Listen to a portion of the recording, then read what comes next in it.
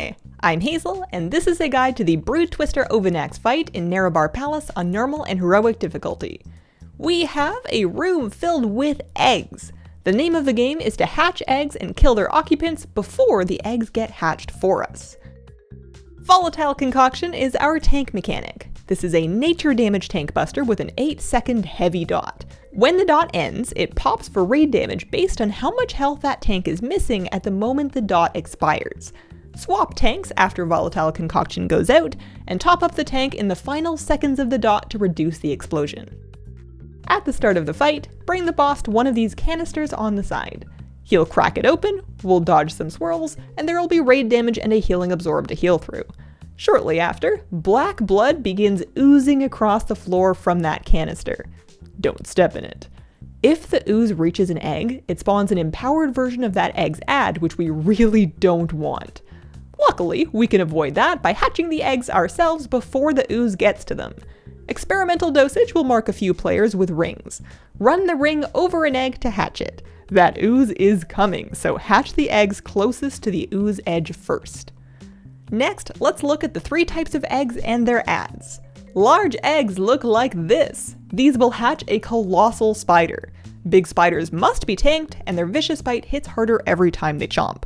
If they are hatched by or touch the black blood on the floor, they'll get even more health and put a healing reduction on their tank. Tank them, spank them, and keep them away from the blood. Squirming eggs look like this, and these summon a worm!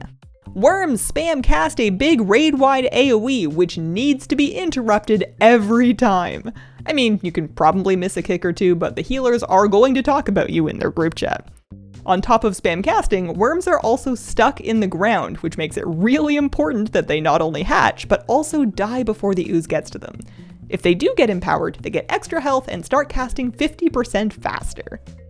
Cluster eggs look like this, and they hatch little packs of blood parasites. These little guys fixate on random people and will attempt to multiply by infesting them. Kite those towards melee and use CCs to control them until they can be cleaved down. If empowered, they get extra health and stacking movement speed, which can get ugly very quickly. On normal, that's it. You fight the boss, hatch eggs, and kill ads before the blood gets to them. Once 1/3 of the room has been filled with blood, he'll move to a new canister, crack that one open, and we do it all over again.